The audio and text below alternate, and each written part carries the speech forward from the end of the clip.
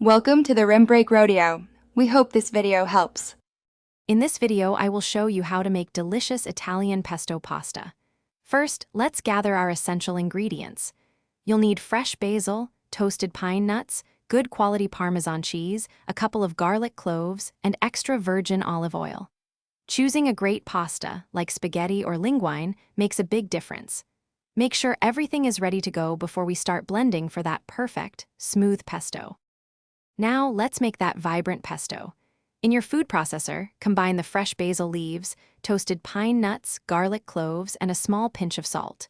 With the processor running, slowly drizzle in about 1/2 cup of extra virgin olive oil.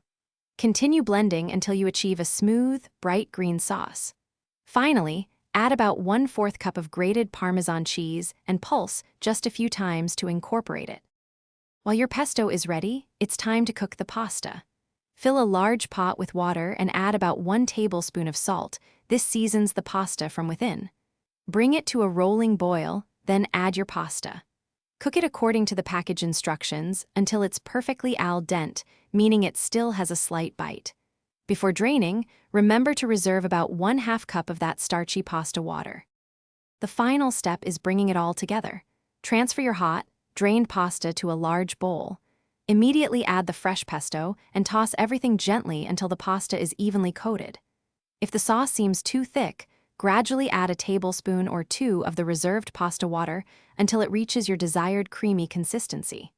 Serve immediately, perhaps with extra Parmesan. Don't forget to check the description for the Kindle Paperwhite link and other great deals. Thanks for watching. Consider subscribing if we helped you.